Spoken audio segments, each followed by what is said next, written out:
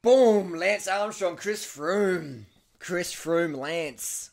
This is an epic battle here. Chris Froome versus Lance Armstrong. Who would win in 2017 if you had 1999 Lance Armstrong, peak form, actually probably 2003, peak form, versus Froome Dog? Who would win?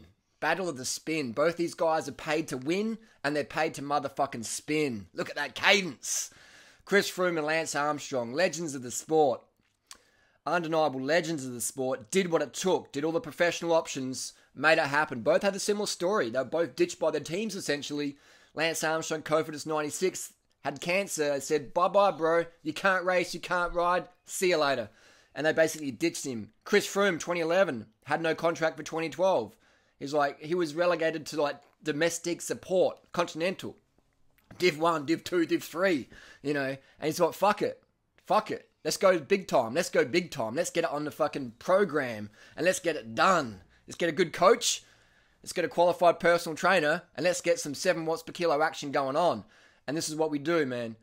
These sort of humans, if you fuck with them, they're going to take it out on the bike and they're going to get faster and stronger and faster. That's just how it is. Look at that cadence, that aggression. Chris Froome would smash Lance Armstrong in 2017. Lance was good, but he was too heavy compared to Chris Froome. Chris Froome's got the diet down pat better. He's got a different level of genetics.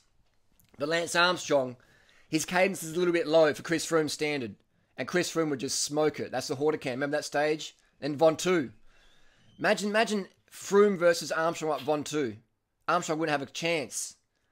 Chris Froome did faster times in training up the Col de Moladone, Dr. Ferrari's training camp. Him and Richie Port smashed Lance's times and posted on Twitter about it.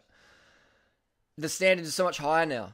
The standard is so much higher. There's much more pressure on pro cyclists today in 2017 than there was back in 2003 or 99. Much more pressure. It's all on social media. Anything you do wrong, it's all over social media. It's all over there. So the pressure is a lot higher than ever before. So Chris Froome has a lot more weight on his shoulders than Lance ever did. Everyone just believed Lance. It was just, Chris Froome's got a lot more pressure. He's under more stress. There's more scrutiny.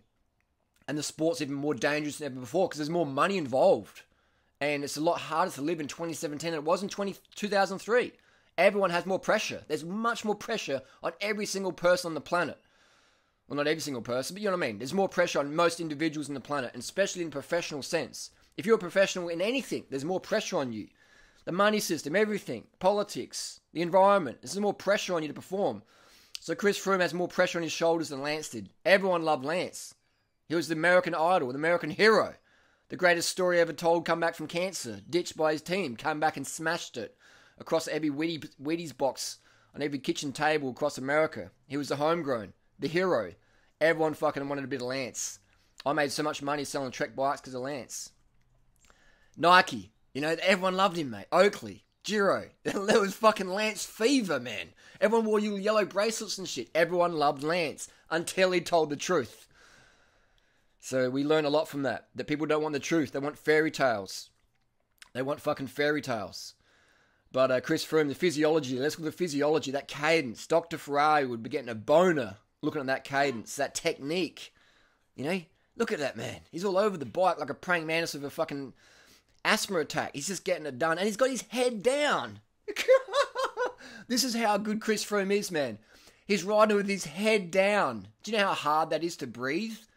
Lance only puts his head down when he clenches a fist across the line. Chris Froome's got his head down over his head every 5 seconds. Lance Armstrong going to have no competition with Chris Froome. Chris Froome has no competition.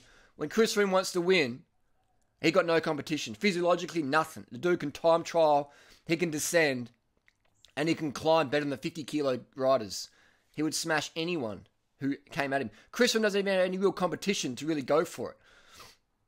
In the Tour de France, he's got no competition. That's his main focus. The Vuelta's not the focus. The Giro's not the focus. He goes there maybe a bit of training or whatever, chest out the pasta or the paella. But when it comes to Tour de France, Chris Froome, that's his race. It's like Lance. He's committed to it. No one could beat Lance. No one can beat Froome. It's incredible. But, remember that crash with May? Oh, down and down. Oh, Lance just embodied that fucking get it fucking done spirit. He did, didn't he? He did. Oh, Lance was a cheat. Everyone's on the fucking drugs, man. Come on, get real. Even Greg LeMond said, Pantani may have cheated. It's not cheating if everyone's on it, man. It's business. It's pro sport.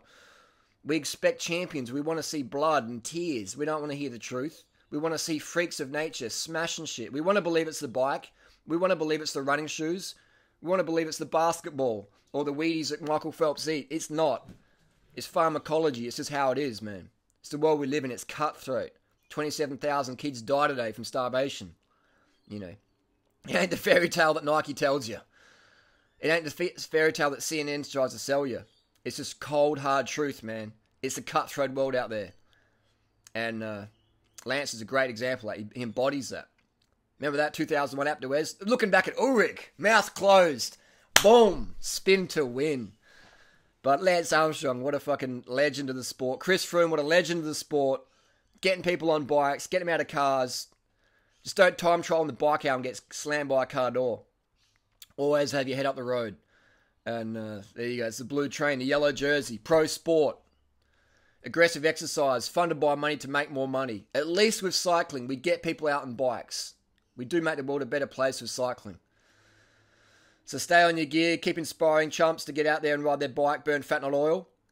It's a good sport. It's the hardest sport in the world. Pro cycling. Nothing's more dangerous. Nothing's more cutthroat. And nothing's more satisfying. Because it's so fucking hard. Nothing's harder, man. You know, nothing's harder. You've got to be so lean and so strong. You've got to be able to handle anything that comes your way on the bike. It's fucking insane, man. It's fucking insane. I am sinking in this silence, in this silence, I believe.